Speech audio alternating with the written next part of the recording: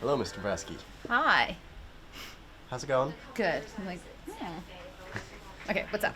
All right, Um, first question. well, I think I should start with your first question, the one that you suggested about the timelines. How's tech deal with timelines? Oh, yes. So, that famous saying that you can have it cheap, fast, or good, but you can't have all three. So, tech really tries hard to keep things on schedule so that we can keep costs down and burnout down. So, we really like to have things planned way ahead of time and anticipate things. And so, we like a schedule and deadlines so that when Tech Week starts, we're not scrambling and stressed out. So we like to plan ahead. So we're very excited that we already know like what's coming up next year. So we have a plan for the end of this year, so that before we go to summer break, we feel like we have done our job for the year.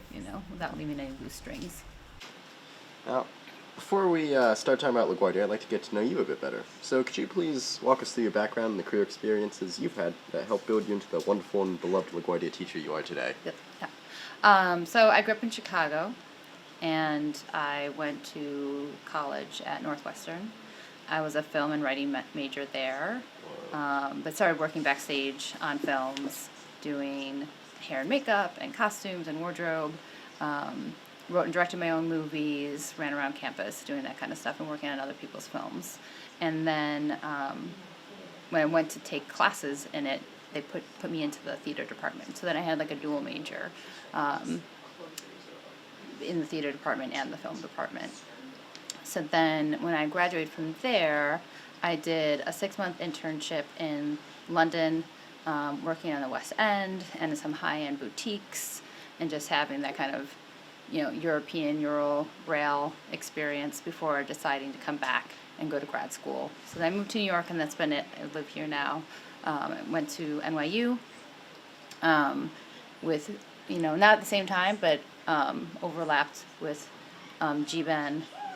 Ralph also graduated from NYU before me, so we have a little bit of our connection there, and we go back to our networking through NYU for people who can bring in for you guys to meet and interact with. So after I graduated from NYU, I did, all the things. Assisted on Broadway, worked at the Metropolitan Opera, worked at Glimmerglass Opera in the summers, and then started designing my own shows off-Broadway, and then eventually got into the union. I was the associate designer on Xanadu and 33 Variations, before shifting to parenting full-time, and then going back to grad school one more time to get my master's in ed so that I could work here at LaGuardia. For listeners who might not know what actually happens in the tech department, could you please give us a brief description of the program, both its philosophy and its execution? What are your educational goals, and what does a day in the life of a LaGuardia tech teacher and her students look like?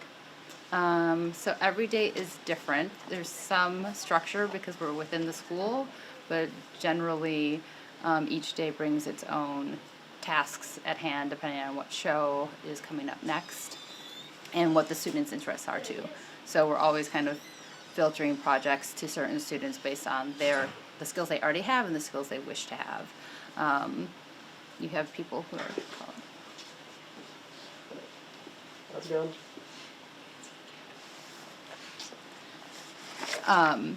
So the tech department's has like two goals. One is theory, so how to think like a designer, how to draw and communicate like a designer, how to do research, how to analyze plays, or whatever the script is that you want to design for. And then the flip side of that is the practical knowledge you need to work in the fields. So we have career and financial management classes that help you develop a website and a portfolio, and a resume, and the ability to actually do this job after graduation. Talking about taxes and unions and how to just network and things like that. And then of course we have the shows here in the building that we all then work on. So those are production classes. So the freshmen are learning the skills on like practice projects, but then after that, all the work that we do has real application on the stage. So the students are developing their own sets, costumes, lights, sounds, whatever, props, that will get used in the all school musical and the opera and the plays that the vocal department and the drama department put on. Nice. What aspect of building the all school musical costumes was most challenging to execute this year? The most challenging part was getting people to come along to a version of the show that was our own and not the Broadway version. That, we did not want to do the cookie cutter version that had already been done, and really reinvent the show for ourselves and for the students that were playing it in the here and now. But but everybody who worked on the show was on that board. Is more about like getting the audience to kind of take that ride with you. But the other tricky aspect was just sometimes you get on stage and things are not what you thought they looked like when you're in the costume shop. So, as much as we develop our imagination and our visual sense, there's some things that you can't anticipate until it's on stage, and we did change a few things during tech. That was more of a wholesale change than I've experienced before here, but was totally the right decision. And because we have all these skilled students, we just brought in new fabric and we cranked out some new costumes, and then everybody felt happier with that result. How do you, as a designer, a teacher, a budget-conscious person, work with two different shows like All Shook Up in Chicago? Yeah, so the nice thing about my being here for so long, I haven't even been here that long, but long enough to know like what we have in stock. Stuff from All Shook Up we're using in the opera this season. So I always feel, I always keep in the back of my mind what like fabrics we have, what costumes we use, things that like I know are holes, like the show's coming up that needs X. I'm like, we don't have anything like that, so we need to buy those things.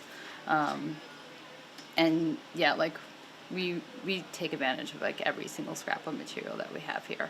And we also get things donated, and so that's how we kind of stay within budget. Like we know what to spend our money on to have like really quality things that will stand the test of time and get reused, and what to kind of like, cheat and have it be a theatrical solution that's just like great from on stage. That's the magic. It doesn't have to look good up close, or it doesn't have to be done in a way that you would for a fashion show or to wear in real life, but on stage it sells the message. And so, after that, you just have to, release it, be open to then cutting it up and reinventing it for the next show, and not like holding anything too precious. Mm-hmm.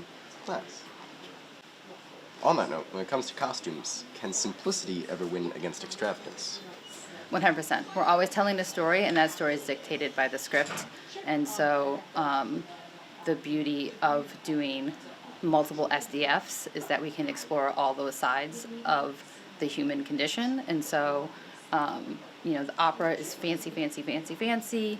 And then we have kind of this like imaginative, like not here nor there, timeless show with You on the Moors now. And then we have super realism, really kind of a real drama with Our Town.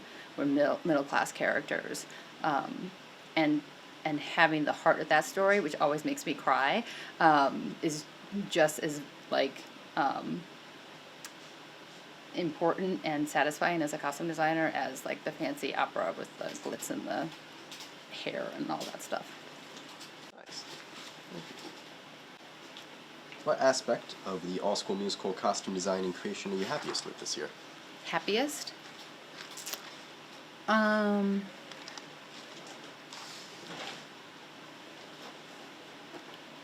mean, the thing that makes it very satisfying is that like everybody goes to see the show, and then everybody then passes the compliments back again. So like just hearing everybody is so impressed, and they know that the students do it, and it's not all bought on Amazon or all done by professionals. And the sheer amount of costumes always impresses people.